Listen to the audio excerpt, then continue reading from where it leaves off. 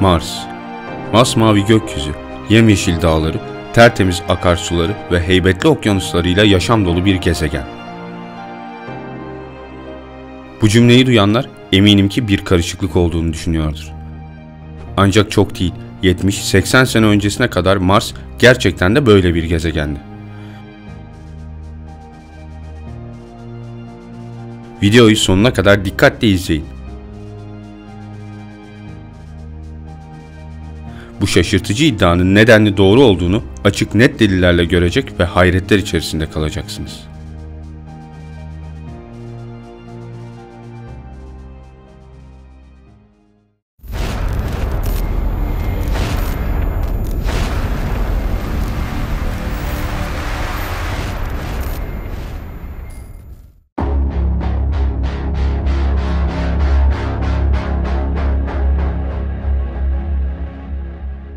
Latince Mars veya Arapça Meri. Güneş sisteminin Güneş'ten itibaren 4. gezegeni. Roma mitolojisindeki savaş tanrısı Mars'a ithafen adlandırılmıştır. Yüzeyindeki yaygın demir oksitten dolayı kızılımsı bir görünüme sahip olduğu için kızıl gezegen de denir.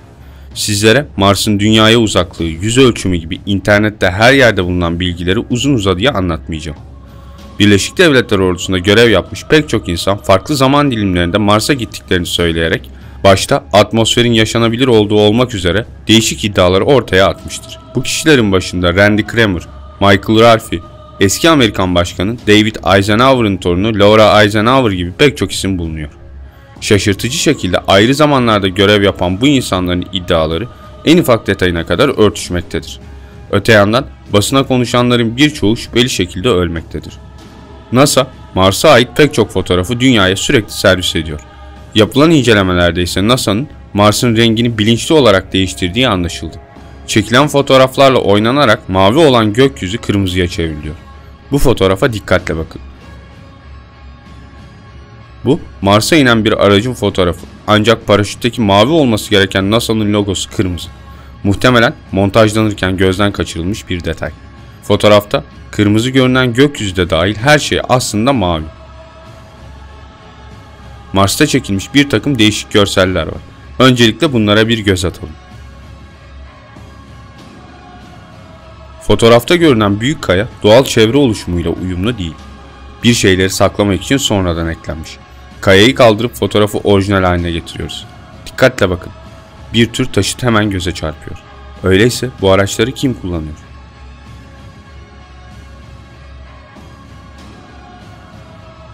Burada da kaza yapmış veya bir şekilde kırılmış bir araç dingili.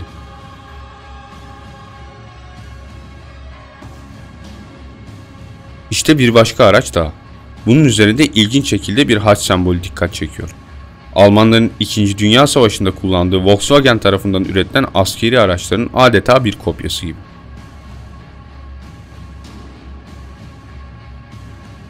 Peki ya bu çok düzgün açılmış delikler nedir?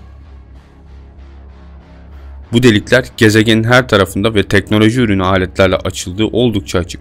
NASA ise bu muntazam deliklere uzaydan düşen meteorların sebep olduğunu iddia ediyor. Mars'ın altının tüneller ağıyla kaplı olduğu NASA tarafından açıklandı. Mars dağlarında da oldukça düzgün açılarla açılmış bunun gibi kare girişli tüneller bulunuyor. Bu solucana benzer şeylerse inanılmaz genişlikte saydam bir malzemeden yapılmış silindirik tüpler. Mars'ın hemen her bölgesinde bunlara rastlanıyor. Belki de zamanında burada konuştuğu kime ait olduğu bilinmeyen üsleri birbirine bağlamak için kullanılıyordu. Değişik şekilli bir kaya. Önündeki düzgün yuvarlak çukura dikkat edin. Oldukça düzgün ve itina ile kare olarak yontulmuş bir başka kaya parçası. Ya bu nedir? Eski, konvansiyonel bir tesisin harabesi olabilir mi? Bu da muhtemelen dev bir heykelin kopmuş yahut kumlara gömülmüş kafa kısmı. İlkel kabilelerin taptıkları putlara ne kadar da çok benziyor değil mi?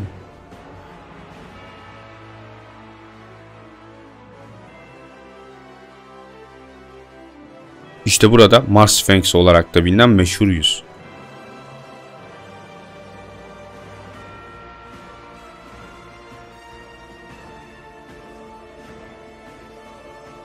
Burada da dağın eteklerindeki kayaya oyulmuş yaklaşık 15 metre yüksekliğinde bir figür. Yine yakın bir bölgede 30 metre yüksekliğinde bir başkası daha. Antik Mısır'daki tanrı tasvirlerine de çok benziyor. Bu da meşhur Mars piramidi. Boyut olarak Mısır piramitlerinden farklı olsa da onlarla aynı koordinatta konumlanmış durumda.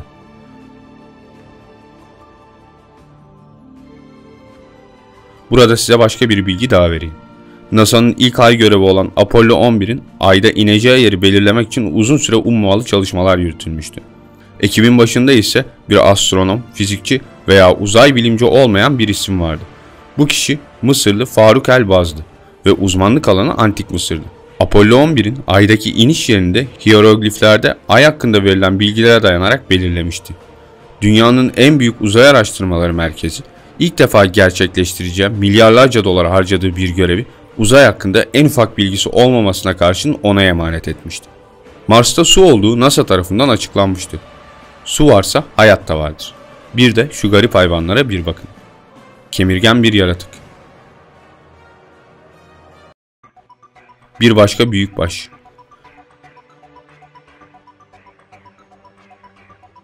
Ya bu sürü? Bu da Mars'ta yaşayan gelişmiş bir ırk olabilir mi? Dünya dışı yaşama inanmıyor olabilirsiniz. UFO'ların yahut uzaylıların bir saçmalıktan ibaret olduğunu düşünebilirsiniz. Ancak şu ana kadar gördüklerinizi ve duyduklarınızı basit kamera hataları veya ucuz komplo teorileriyle açıklayamayacağımızı da kabul etmeliyiz. 2021 senesinde Mars'ın resmi olarak kolonileştirilmesine başlanacak. Bunun için dünyanın çeşitli ülkelerinden 50 kadın ve 50 erkekten oluşan bir astronot grubu seçildi. Bu 100 kişilik grup Mars'a bir daha dünyaya dönmemek üzere gönderilecekler ve elbette ki pek çoğu orada beraberlik yaşayarak çocuk sahibi olacaktır. Mars'taki yer çekimi dünyadan daha düşük olduğu için bu yeni doğacak çocuklar oldukça uzun boylu olacaklardır. İlk dünya asıllı Mars vatandaşları.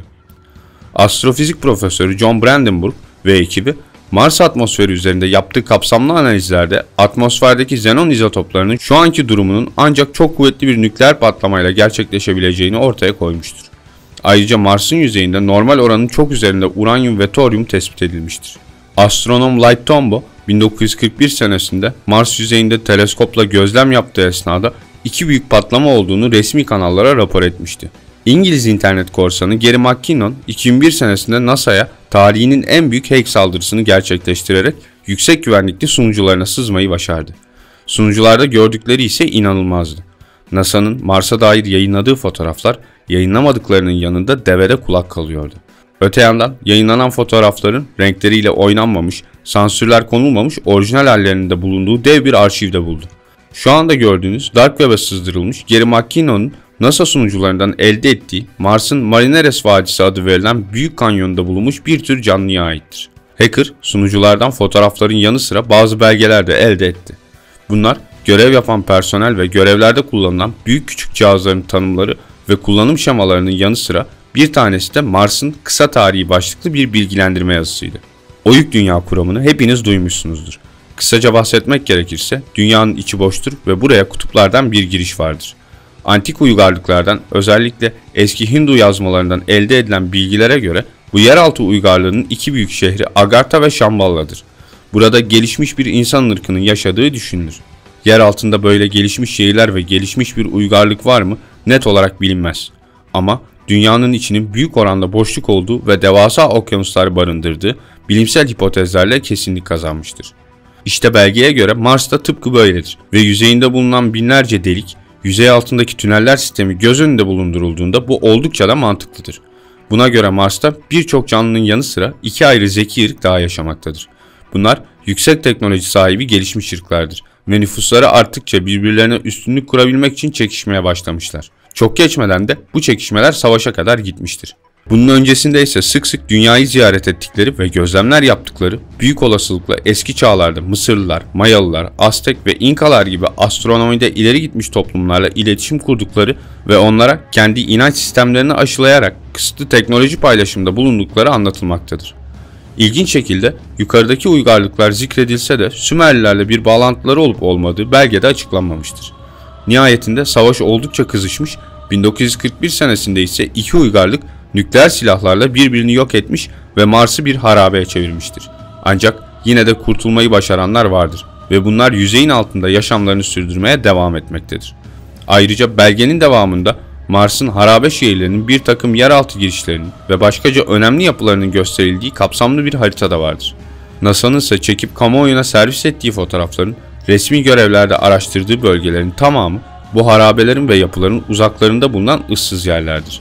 Bu belge öylesine okunduğunda fantastik bir bilim kurgu senaryosu gibi geliyor olsa da belgede bahsedilen nükleer patlamanın doğrulanmış olması, fotoğraflanan karelerdeki gariplikler, Mısır piramitleriyle birebir aynı koordinatlarda bulunan Mars piramitleri ve belgenin ele geçiriliş şeklini göz önünde bulundurduğumuzda video boyunca görüp duyduklarımızın tek mantıklı açıklaması olduğunu anlıyoruz.